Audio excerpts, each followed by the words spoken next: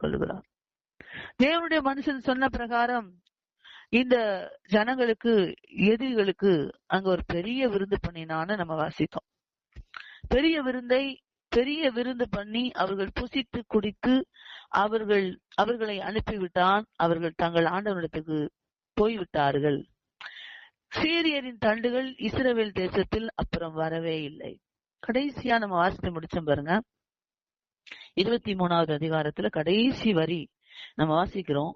இஸ்ரவேல் தேசத்தில் அப்புறம் வரவே இல்லை. சீரியருடைய அந்த கசப்பு, எரிச்சல், கோபம், வெறுப்பு, அவர்களுடைய அந்த செயல் திரும்ப இந்த பக்கம் வரவே இல்லை. எது அதை தடுத்தது என்று சொல்லி நம்ம இந்த வசனத்துல, இந்த அதிகாரத்துல நம்ம முக்கியமாக கவனிக்க வேண்டியது ஒண்ணு. எந்த காரியம் அவர்களை தடுத்து நிறுத்தினது? கர்த்தருடைய மனுஷன், தேவனுடைய மனுஷன் சொல்லுக்கு, ஆண்டவருடைய வார்த்தைக்கு கீழ்ப்படிந்தார்கள். 2வது, அங்க என்ன பண்ணப்பட்டது அப்படின்னா, அந்த எதிரி வருகிற எதிராளிகளுக்கு அவர்கள் உணவளித்து விருந்து பண்ணி அவர்களை அனுப்பிவிட்டார்கள்.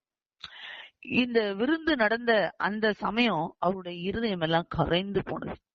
அந்த எதிராளிகள் இங்க எப்போ இந்த இடத்துல யோர்தான்ல அங்க நின்னாங்களோ, கர்த்தருக்கு மகிமை உண்டாகட்டும். அவங்க கண்ணை திறந்த பார்க்கும்போது, சரி, சமாரியாவில நிக்கிறத பார்த்தாங்களோ, அப்பவுமே அவங்களுக்கு எல்லாமே என்ன பண்ணிருச்சுன்னா அடங்கி போச்சு. பல நேரங்கள்ல, பல வேளைகள்ல அந்த மாதிரி ஆண்டவர் சில காரியங்களை செய்யும் போது புரியவே செய்யாது. சில வேளைகள், சூழ்நிலைகள் நமக்கு விளங்கவும் செய்யாது, நமக்கு புரியவும் செய்யாது. ஆனால் ஆண்டவரை சார்ந்து வாழும் போது, ஆண்டவரே தஞ்சம் என்று இருக்கும் போது, அவரை தவிர நமக்கு பாதுகாப்பு இல்லைன்றதை புரிந்து கொள்ளும் போது, எப்போது நம்ம புரிந்து கொள்ளுகிறோமோ, அவர் ஒருவரே நம்மை நடத்துகிறவர், அவராலே நாம் பாதுகாக்கப்படுகிறோம், அவராலே ஆசீர்வதிக்கப்படுகிறோம், அவராலே தான் நாம் வேலை செய்கிறோம், அவராலே நம்ம சம்பாதிக்கிறோம், அவராலே தான் நம்ம ஒவ்வொரு நாளையும் கடந்து போகிறோம் என்ற அந்த புரிந்து கொள்ளுதல் எப்போது நமக்கு வருகிறதோ, அப்போது நமக்கு தேவனுடைய வார்த்தையும் தேவனுடைய மனிதர்களையும் ஆண்டவர் நமக்கு தருவார். அப்படிப்பட்ட அந்த சூழ்நிலை, எந்த மாதிரியான சூழ்நிலை வந்தாலும் சரி, அந்த இடத்துல எப்படி நடந்து கொள்ள வேண்டும் என்று கர்த்தராகிய ஆண்டவர் நமக்கு அவ்வப்போது அந்தந்த சூழ்நிலைக்கு ஏற்றாற் போல மனிதர்களையும் நமக்கு உதவிக்கு அனுப்புவார். இயேசுவானவர் ஞானத்திலும் கிருபையிலும் வளத்திலும் மனித தயவிலும் விருத்தி அடைந்தார் என்று வாசிக்கிறோம். அப்போ இயேசுவானவருக்கும் என்ன இருந்தது அப்படின்னா, மனிதருடைய தயவு இருந்தது. இந்த மனிதர்களுடைய தயவு தேவன் உண்டு பண்ணி தருவார். எப்போது என்றால், தேவனுடைய வார்த்தையை கீழ்ப்படிந்து, தேவனுடைய வார்த்தைக்கு செவி கொடுத்து, அதற்கு கீழ்ப்படிந்து, அந்த வார்த்தைகளை உட்கொண்டு, அந்த வார்த்தையின்படியே நம்ம நடந்து வரும் பொழுது, கர்த்தர் ஒருபோதும் கைவிடுகிற தேவன் அல்ல. அப்படிப்பட்ட அந்த வழிகளை நடந்து வரும்போதுதான் இந்த எதிரிகளை எவ்வாறு சகித்து கொள்ள வேண்டும். அவர்களுக்கு பெரிய விருந்து அப்படின்னு சொல்லி எழுதியிருக்கு. இந்த பெரிய விருந்தை பண்ணும் போது எப்படி எல்லாம் எண்ணங்கள் வந்திருக்கும். இந்த விருந்து பண்ணுகிற போது நம்மளா இருந்தா அந்த இடத்துல எந்த மாதிரி சிந்தித்திருப்போம் அப்படின்னு கொஞ்சம் நம்ம கவனிப்போம். ஆனா நம்முடைய இருதயம் நமக்கு தெரியும். நம்ம எவ்வாறு நினைத்திருப்போம், எப்படி எல்லாம் நம்ம எண்ணி இருப்போம்னு நமக்கு தெரியும். கர்த்தருக்கு மகிமை உண்டாகட்டும்.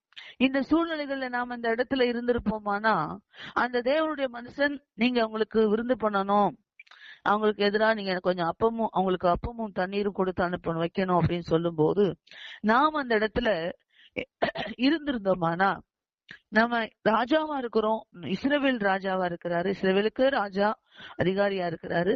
இவருக்கு தேவனுடைய மனுஷன் சொன்னது, அவர் அந்த அடுத்த நிமிஷம், அடுத்த நொடி பொழுது பெரிய விருந்து பண்ணினார் அப்படின்னு நம்ம பாக்குறோம். அந்த சூழ்நிலை எப்படி இருந்திருக்கும்? நம்ம வாழ்க்கையில அது நடந்திருந்தா நம்முடைய இருதயம், நம்முடைய சிந்தை எவ்வாறு எண்ணி இருக்கும் என்று கொஞ்சம் கூட நம்ம யோசித்து பார்ப்போம் என்றால் தெரியும். அங்க என்ன தெரியும் அப்படின்னா, எதிராளி பரவாயில்ல, ஆண்டவர் நம்ம கையில கொடுத்துட்டாரு, ஆண்டவர் பயங்கரமான காரியங்களை செஞ்சுட்டாரு அப்படி என்னென்னவோ கூட நம்ம யோசிச்சிருக்கலாம். அவர்கள் எந்த யோசனை பண்ணார்கள் நமக்கு தெரியாது. ஆனா அங்க சொல்லப்பட்டிருக்கு, அவர்கள் பெரிய விருந்து பண்ணி அவர்கள் புசித்து குடித்த பின்பு அவர்களை அனுப்பிவிட்டார். அவர்கள் தங்கள் ஆண்டவரிடத்துக்கு போய்விட்டார்கள். சீரியரின் தண்டுகள் இஸ்ரவேல் தேசத்திலே அப்புறம் வரவே இல்லை. திரும்ப வராது. ஒரு பிரச்சனை வருது, ஒரு எதிரி நம்ம கிட்ட போராடுறாங்க, எதிராளிகள் நமக்கு விரோதமா செய்யறாங்க, நமக்கு விரோதமான பல காரியங்கள் நடக்குது அப்படின்னா அவைகள் வராது தடுப்பதற்கு என்ன செய்ய வேண்டும்?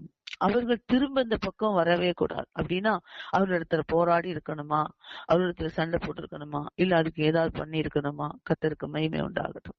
எதிரியை, அதனாலதான் பேதுரு அழகா வார்த்தை சொல்லுவார், நீங்கள் புத்தீனமாய் நடக்கிற மனிதர்களுக்கு நன்மை செய்து அவர்கள் புத்தீனத்தை அடக்குவது தேவனுக்கு பிரியம் என்று. புத்தீனமான மனிதர்களை எப்படி சொன்னா நன்மை செய்து அவங்க புத்தீனத்தை அடக்கணும்னு சொல்லி பேதுரு அழகா எழுதியிருக்கிறார். எனக்கு ரொம்ப பிடித்த ஒரு வசனம்.